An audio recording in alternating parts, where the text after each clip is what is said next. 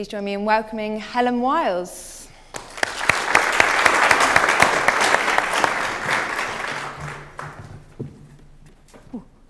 Difficult negotiating the stage in a skirt. Hello, my name is Helen Wiles, and as my introducer has just told you, I'm here today to talk to you about this concept of portfolio careers. I define myself as a portfolio careerist, so I can share my own experiences. I've met a lot of other portfolio careerists, and I want to talk to you today a little bit about how we can think about the concept of a portfolio career and how we could use it to actually redefine work. So, what will we look at? We'll look at some definitions. Lots of other people have spoken about it, have tried to define it, so I'll take a look at that with you. I'll also talk about what I call the tyranny of specialisation, which is my belief that actually the education system kind of forces us through a funnel that perhaps isn't always that useful, especially in today's sort of economic climate. I'll also look at some assumptions that we make about our careers and about the sort of linear progression that they might follow. So I'll look at that. And then really kind of get to my point, I suppose, about how portfolio careers could help us redefine work, redefine portfolio careers. But before I keep pointing over here, by the way, because the clicker thing won't work for me, so my colleague here is helping me out. That's why I'm not just being rude. I'm going to ask you to help me with this talk, because no pressure when you get the brief for a TED talk. It says, try and give the talk of your life. No, I haven't got to do anything too spectacular then. So I'm going to ask for your assistance with this. Bit of audience participation. I won't pick on anyone specifically, I promise. So for this, I'm going to ask that everybody in the room who is able to stand, if you could please stand for me now. Thank you. Oh, so grateful when people do that and don't sit there looking at me blindly. Okay. Now, got a picture up here. You'll probably recognise, those of you who are Londoners or work or study in London, it's the good old Boris bikes. And this is just a warm-up question. It doesn't have anything to do with portfolio careers. But what I want you to do is, the way this works, a little game, and I use this with my students because part of my portfolio is teaching. And essentially it's a way of you showing me your opinion on things, marking an opinion by either standing or sitting. And it works from the premise that you're all standing up, so you're all participating right from the off. So, what I'm going to ask you to do is remain standing if you have ever ridden on one of these, or maybe you ride on them regularly. So, remain standing if you've had a go on a Boris bike. Isn't that interesting? That's fewer than I would have thought. I had my first go a couple of weeks ago, and it took me longer to pull it out of the stand than it did to get from Farringdon to Bank, but once I got the hang of it, it was good. And time management, an important thing in portfolio careers, getting from A to B. Okay, thank you. Well, that was the warm-up. If I could ask everyone who sat down to now please stand up again, and we'll move on to the next one. So this is where we get to the point, portfolio careers. What I want you to do is remain standing if you feel you have got clarity on your career. So you know what direction you're taking it in, you know what you want to do, what you are doing. So remain standing if you feel you have got absolute clarity, and sit down if you're kind of, not quite sure.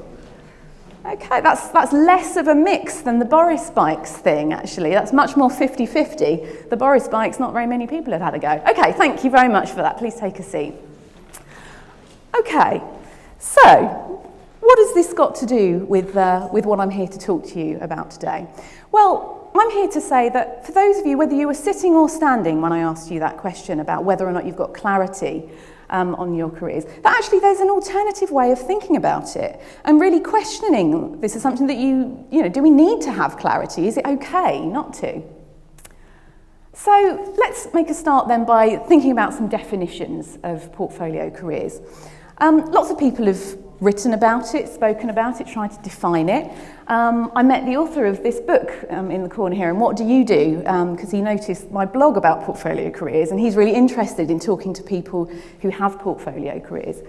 His name's Barry Hobson. His co-author Katie Ledger define portfolio careers as doing 2 or more jobs for different employers. So that's one way of looking at it.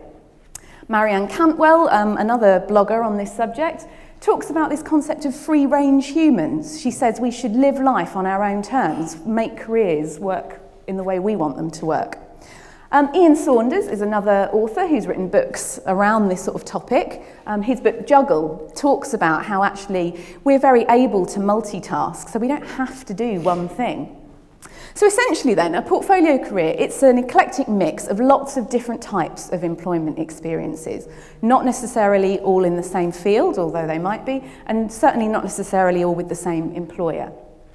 So it means basically having more than one job. It means not your standard 9 to 5, job for life, doing one thing kind of a route. And it may mean having multiple income streams, and it will definitely mean using more than one skill. So here I get to this point I mentioned about the tyranny of specialisation. My fear is that what happens in education and throughout our lives is that we're funneled through the system, making choices. So when you're young and you're at school, there's lots of subjects, there's lots of choices. We have a very broad curriculum. But as we get older, we're gradually funneled down and down and down and forced to choose more and more specialist areas. Which is fine, it works quite well for the qualification system, if you think that works well, but that's a whole other debate. But what happens is you are honing towards more and more towards a single career type. So I remember when I was at school, I was very frustrated being about 14 years old and having to start making choices, start kind of picking options that were going to restrict me. And I remember I really wanted to be a vet. I was dead set on this. I did my work experience at a vet and I thought, yes, this is the career for me. And I saw a careers advisor and they said, oh, well, if you want to be a vet, you've got to be very, very good at science. You've got to get all A's in your GCSEs and A-levels because only a few universities in the country do veterinary medicine. So you've got to be really good. You've really got to specialise in science. So I did my science GCSEs and I did quite well. But I was no genius at science. So the next stage, choosing my A-levels, I was told, well, maybe these grades aren't going to be quite what you need to get into vet school. So, maybe you need to think about look at the things you're good at. And the things I was good at kind of didn't really have anything to do with science or veterinary medicine. I was good at English, so I ended up doing English. And I actually then went on to study English at university, and I now lecture in English. But from a really long time ago, from my school days, I was being funneled down a certain route. Because obviously from the school's point of view, it makes sense, doesn't it? I'll be more likely to pass the exams, get good grades, look good on their sort of stats, if I do what I'm good at and what I'll easily get good grades in. So I was being funneled and being forced to specialise, which dictated to some degree what my career options would be. So let me tell you a little bit about my last proper job. This was a couple of years ago now. I was an advisor on citizenship education. And I hear you going, well, what's that got to do with English? You were just talking about English. If you could move on to the next one, please. My last proper job, although I was a specialist in citizenship education, I'd got there through this kind of specialising in English route, and I'll tell you how. I came out of uni and I thought, well, I've got to look for something that's got something to do with English. I did an English degree. So I went into journalism and I was trained and I was a staff writer. So, I used words, English, it made sense. And then after that, I kind of enjoyed studying English. So I did my master's and then I did an MPhil because I kind of couldn't stop being a student really. But on the back of that, I had these sort of skills in written communication, which lent itself to various temp jobs and things that I went on to do to fund my postgraduate study. And I, quite by chance, as often happens in careers, you can plan it all you like, sometimes things just happen. I ended up in this job, which was an advisor on citizenship education, but it used a lot of those skills that were relevant to my degree, English. As part of that role, as you can see up here, I was a writer, I was an editor, I was involved in the publishing of resources. But I did all of these other things as well, and lots of bits of them, and none of them were particularly relevant or obvious to my job title being Citizenship Development Advisor. But my point here is that in any job that we go on to do after university, inevitably you're going to use a portfolio of skills. So now, let me tell you a little bit about my portfolio career and as it is now. when I left my last proper job a couple of years ago, I thought, because I'd developed it, I'd been in it a good sort of decade, and I thought, how am I going to have something fulfilling that uses all the skills I've developed in the ways that I want them to? In a way, it was almost like there was no other job out there that would enable me to use all of those skills. So I started thinking a bit more strategically about actually having a portfolio career. I thought, maybe there is no one job that's going to suit me now. And actually, in the economic climate, there weren't that many jobs that were going to suit anybody, and that, to some degree, there's still not. So I thought, right, what are my main areas of interest? And I divided them up like this. So I've got education. Under that, I happen to be a qualified teacher, so I do some lecturing, I do some tuition, I do education consultancy. There's words, which obviously you get that from the specialisation route I was telling you about, the English and the journalism, that side of things. And then there was this other element. I'd done some stuff around websites and kind of creativity in previous roles, but hadn't really specialised in it a great deal. So I thought, I'm going to have a chunk of it that does that as well. So I made sure that was in the mix. So what's the difference then between the traditional sort of job that I showed you before and this portfolio model that I showed you now? Well, the portfolio job has a tendency to favour one field. So although I used a broad portfolio of skills in that proper job that I showed you, it was in one field. It was in education, and it was in a very specific area of education. A portfolio career is much more eclectic. It can be much more widespread, encompass many more areas. And a portfolio career also challenges some assumptions. So one of our assumptions when we think about careers, isn't it, that, I've got to have a regular monthly salary, I've got to have a paycheck, so I know exactly what's coming in. But, as we know, the issue with this is recessions, redundancies, they do happen. And so perhaps we need to rethink our model of how we go about achieving the regular monthly income we need to achieve to keep roofs over our heads. Another assumption we make is that a career path should be somehow linear, that we study, that we get our qualifications or whatever it is we learn to do, we get a job in that thing or something sort of vaguely related to it, we get more training in that role, and we work our way up towards more money, more status, specialising more and more along the way. But my argument is, what's wrong with a few detours, actually? And why can't we be a little bit more open to detours? I mean, like this guy here, obviously, he probably learnt a few things going off-road, like how to get your 4x4 out of a ditch. But, it's a metaphor. It was just really to illustrate that along the way, we can detour, we can go off-piste, and we can find out some really interesting things. Sometimes the most interesting career experiences I have had have been things that I didn't particularly plan. They weren't really in that linear route. And some of the most kind of memorable, meaningful experiences I ever had came through kind of taking these detours, which were quite often a bit scary to take. Another assumption that we make about careers is that length of service equates to skill, so that, if you've been doing something a really, really long time, you must be good at it. But what I'm going to ask you to do, I won't make you stand up for it this time, is just take a moment, just sort of mentally step out of the room for a second. I want you to think about the best and the worst teacher that you ever had. I'm just going to give you a sec just to think about your best and worst teacher ever. And what I'm betting is, as you're sitting here thinking about it, is that some of you will have picked a teacher who was old and wise and really knew their thing. They were inspiring for the love of their subject, for the fact that they really seemed to know what they were talking about.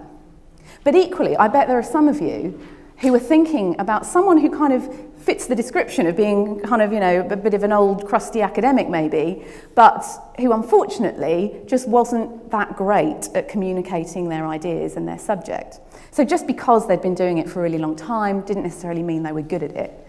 And equally, some of you might think, I can think of one of my worst teachers, lovely though she was young and inexperienced and wasn't being given great guidance, so she really struggled to teach me and my class.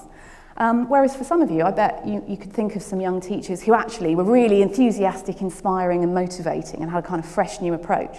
So my argument is length of service, not a sensible assumption. So what am I advocating then? Am I saying we shouldn't specialise? No, I'm not saying that at all. There are some things you absolutely need to specialise in. I'm not advocating for 1 minute that you all go away and do a bit of everything and never get good at anything. But what I am saying is we should look upon portfolio careers as a way to become expert generalists. And GPs are an excellent example of this. Obviously they specialise in one field, their specialism is medicine broadly. But they have to have a very broad general knowledge of medicine. They don't specialise, they're not brain surgeons, they're not cardiologists. They have a broad knowledge so that they can refer you on to those specialists. And there's nothing wrong with that. We recognise GPs as, we hold them in high esteem, don't we? They've been to medical school. They are to be admired for that work, but they are expert generalists. And I'd like to see more expert generalists coming through in next generations, approaching work in a new way, and having kind of expert general knowledge or a lot of knowledge in perhaps more than one field, because the human brain's quite big, we can do that. So, what is this portfolio career philosophy that I'm really trying to talk to you about? I'm going to try and illustrate what I mean in 9 steps. So, first of all, it is that we need to kind of break out of how we think about careers and about how we approach them. We need to be a bit more imaginative. We need more than ever, in a fast-paced world where there's so much to learn, there's so much to know, to realise that actually we have the capacity to specialise in lots of different things, and we shouldn't feel that we must only specialise in one. We've got to recognise that specialisation is important. It matters. I wouldn't want to have my heart surgery done by somebody who didn't really know their stuff. But I think we can accept and recognise that whilst that's really important, it's not the only way. And to do things a different way and to have a different type of career with different types of specialisation, perhaps in more than one field, is okay. And we can do that if we choose to. I wanted particularly to get away from this notion that a portfolio career is like being a jack of all trades, master of none. I want to coin the phrase that we see it as being jack of all trades but master of some. So you don't just specialise in, say, education and do that for your entire career, but maybe you look at other fields and you develop knowledge in other ways. Not obviously spreading yourself so thin you know nothing about nothing, but it is perfectly possible in today's world to have knowledge in lots of different areas and find ways to use those skills. So I also feel a really important point, because a lot of what's been said about portfolio careers in the past has been aimed at career changers, at people who feel they've reached the end of the line in a current job and want to move on and do something a bit different. What I'm saying is actually it should be a choice, it should be a consideration for graduates, because in this world where there's more people than jobs at the moment, I think it should be a really viable option. So I guess what I'm saying is go out there, seek really broad and diverse portfolios of work, be acquisitive about collecting new skills, get as many as you can in as many fields as you can. And this way you will make yourself economically resistant. The more skills you have, the more knowledge you have, the more likely you'll be able to create some work. So in doing this, you can invent some stretching, interesting ways of making your living, and you can be the master of your own destiny. And finally, what I'm saying is take responsibility. No one's handing out jobs on plates. It's a tough world out there, but actually, it's perfectly possible for us now, with this concept of portfolio careers, to take responsibility for creating work that works for you. Thank you very much.